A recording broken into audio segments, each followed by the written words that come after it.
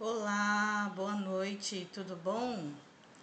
Boa noite, bom dia, boa tarde, momento que você estiver parando aí para assistir essa aula.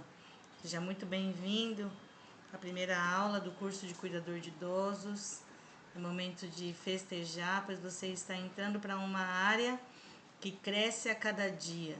Para quem gosta da área do cuidar, para quem é apaixonado e tem empatia pelas outras pessoas, está na profissão certa.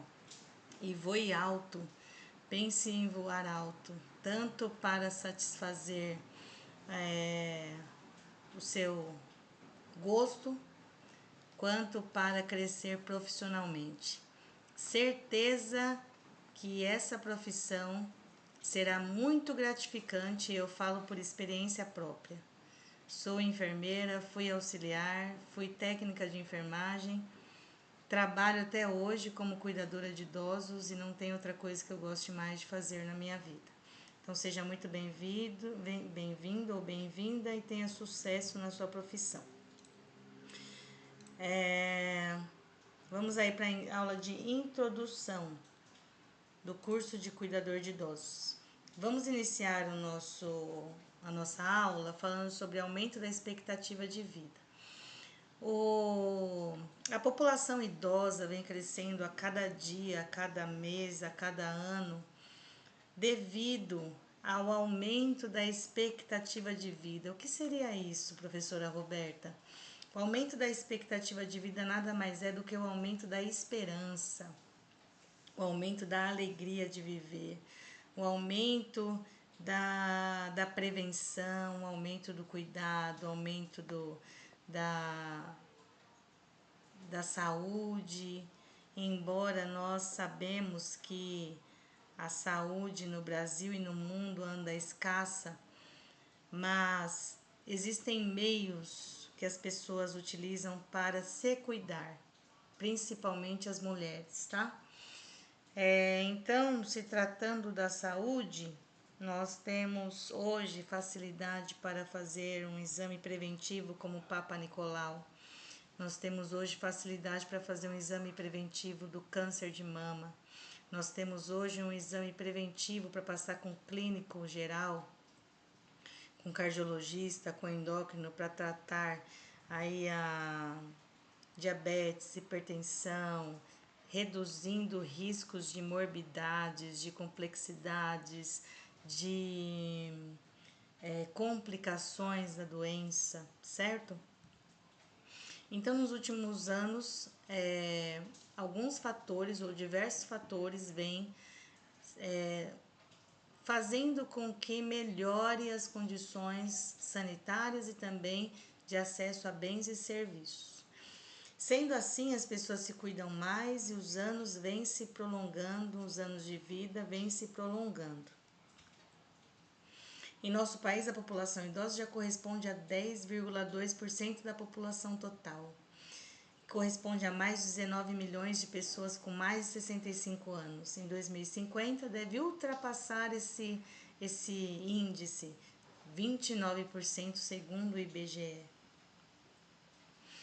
O cuidado, a diminuição da capacidade funcional dos idosos podem acarretar em diferentes graus e em determinadas situações na necessidade de cuidados de terceiros, cuidados por outras pessoas. Seja essa pessoa ser cuidada dependente ou parcialmente dependente. O que na maioria das vezes, cuidar de pessoas idosas representa um papel super difícil, hiper difícil, principalmente devido aos problemas causados pela falta de compreensão das alterações sofridas pelos idosos. Então, para você ser um cuidador capacitado, habilitado, diferenciado, você precisa compreender as alterações sofridas pelo idoso, seja sentimentalmente, mentalmente, fisicamente, emocionalmente, em todos os aspectos de vida da pessoa idosa.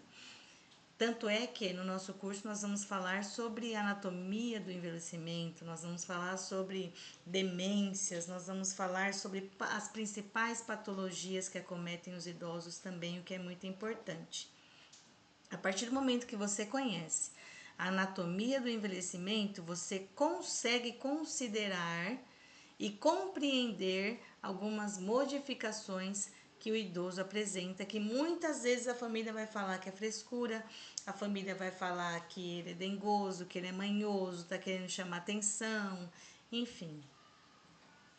O que significa a palavra cuidado? A palavra cuidado significa atenção, preocupação, cautela, empatia, dedicação, carinho, encargo, solicitude, prevenção, humanização, responsabilidade, amor. Tudo isso significa a palavra cuidado. Quem ama, cuida. Quem ama, zela. Quem ama, previne. E o cuidar, né? O cuidar é um exercício constante de amor e compaixão, sem o qual nos tornamos meros executores de planos ou normas pré-estabelecidas. Sem o amor, sem a compaixão, nós só vamos cumprir metas, nós só vamos cumprir estatutos, nós só vamos cumprir normas. Não vamos fazer conforme deveríamos fazer no ato do cuidar, que é você pegar na mão, acolher, humanizar, zelar pela pessoa idosa. Cuidar é também perceber a outra pessoa como ela é e não querer que ela seja da forma que nós queremos, tá? E não fazer com que ela seja da forma que nós queremos. Nós devemos respeitar o estado em que a pessoa se encontra, as suas individualidades, as suas percepções, as suas manias, os seus gostos, ok? Esse cuidado deve ir além do cuidado físico, deve ir no cuidado físico, psíquico, emocional, mental, enfim. Além do sofrimento físico decorrente de uma doença ou limitação, há que se levar em conta as questões emocionais, a história da vida, os sentimentos, emoções da pessoa a ser cuidada. E o que significa o autocuidado? Autocuidado é você se amar, é você se cuidar antes de querer cuidar de outra pessoa, é ter em seu próprio benefício comportamentos e atitudes relevantes com a finalidade de preservar a vida, a saúde, assegurar e manter a sua história. O bom cuidador é aquele que observa e identifica o que a pessoa pode fazer por si e avalia as condições e ajuda a pessoa a fazer suas atividades. Ou seja, o bom cuidador não faz aquilo que o seu paciente poderia fazer. Ele orienta, ele auxilia se ele pode fazer. Se não pode, parcialmente a gente ajuda. E se é totalmente dependente, a gente faz por ele. Então, o bom cuidador observa e identifica se aquela pessoa pode fazer por ela mesma. Exemplo, ela pode escovar os dentes sozinha? Ele vai fazer sozinho. Ele precisa de ajuda para escovar os dentes? Eu vou ajudar ele a escovar os dentes. Ele não consegue, ele precisa que eu faça por ele? Eu vou fazer por ele, ok? Um exemplo, paciente vai comer, se suja todo. Ai, mas eu vou dar na boca dele porque ele faz muita sujeira. Deixa ele comer. Ele precisa ter autonomia. Sujou, a gente limpa. O que não pode é ficar sem comer. Mas ele precisa ter autonomia para fazer por ele mesmo, tá? Nós não podemos tirar essa autonomia deles. E quem é o cuidador? Cuidador é um ser de qualidades especiais, expressas pelo forte traço de amor à humanidade, de solidariedade e adoção. O cuidador pode ser alguém da família, alguém da comunidade que pode fazer uma caridade ou alguém que trabalha para isso, remunerado, que cuida de pessoas que são conscientes, orientadas, que andam, mas de pessoas também com limitações físicas, acamadas ou com limitações mentais, ok?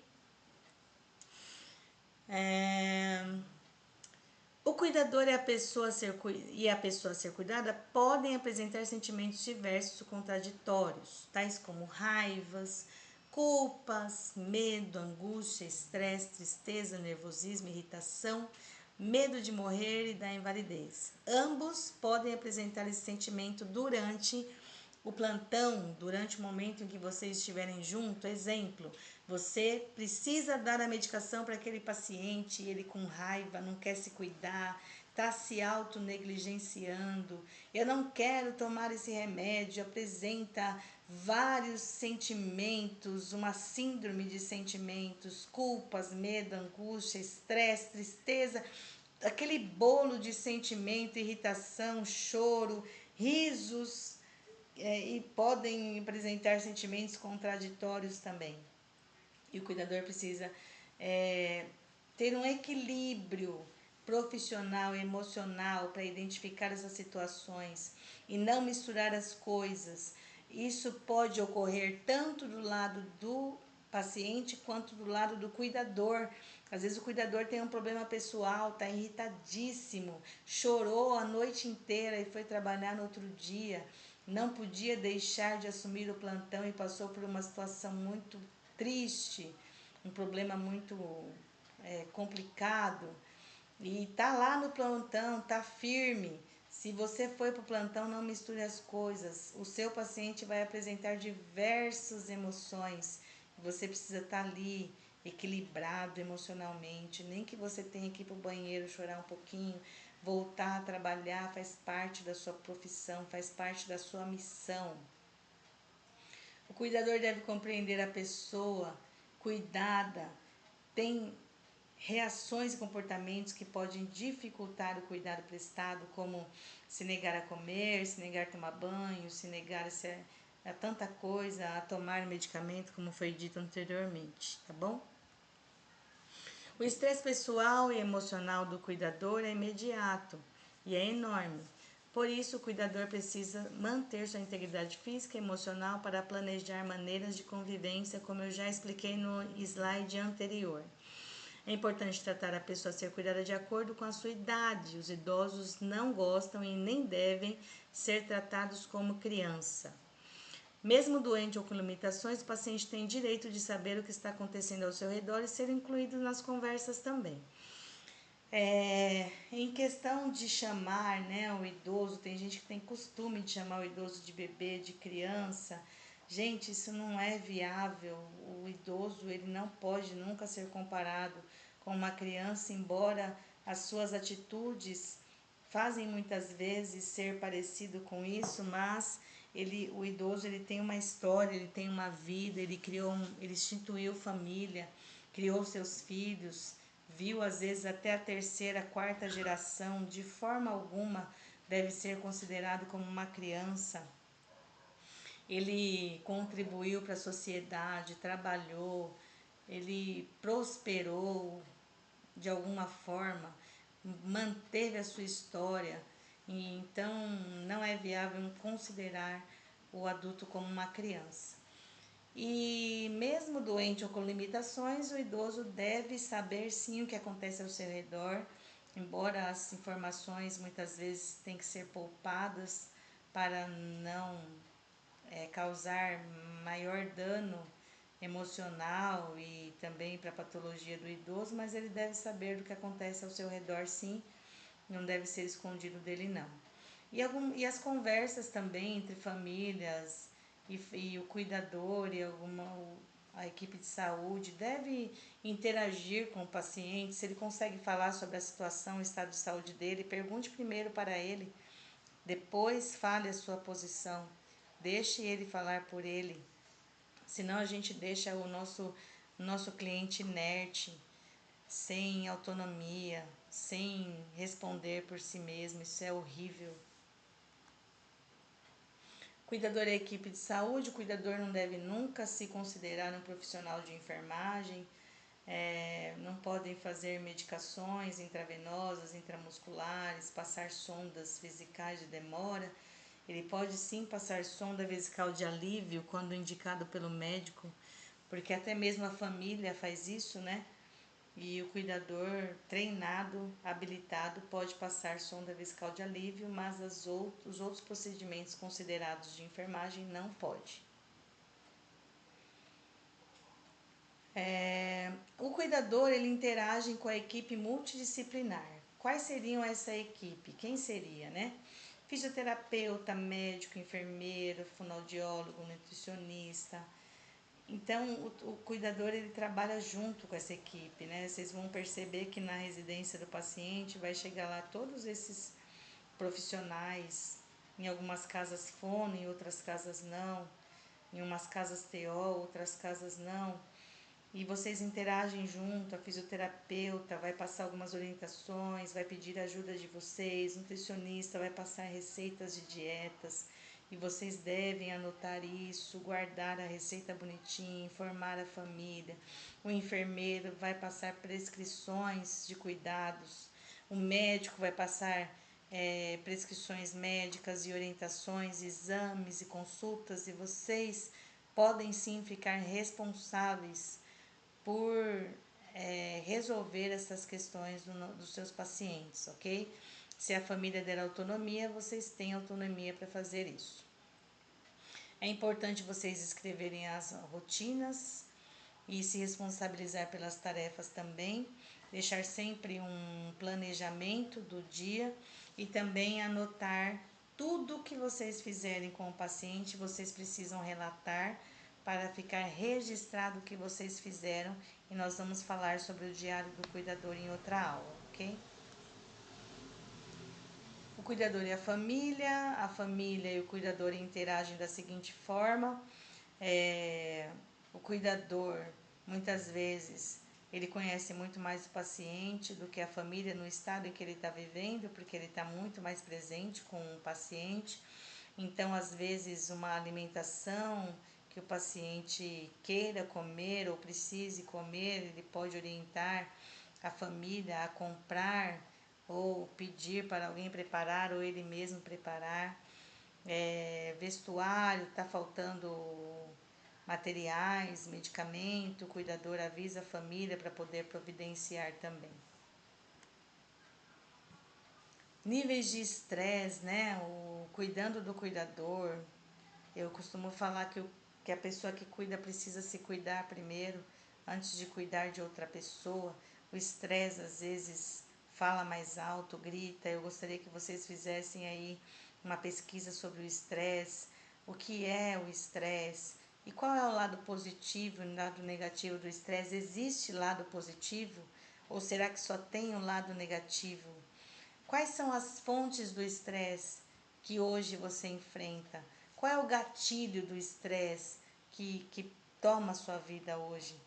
Pesquise sobre as fases do estresse: alerta, resistência e exaustão.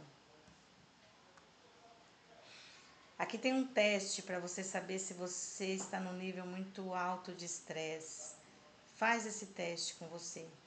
Tenho pouco tempo para mim? Anota num papel.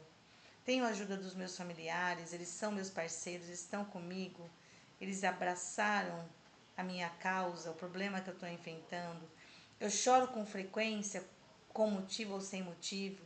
Venho tendo problemas de saúde, pressão alta, a glicose está aumentando, tontura, vertigens, tremores. Estou em boas condições para cuidar do idoso que eu trabalho ou posso trabalhar com algum idoso. Eu passeio, viajo, visito familiares, vejo os meus amigos com frequência. Tenho sentido frustrações, raiva, tristeza com frequência.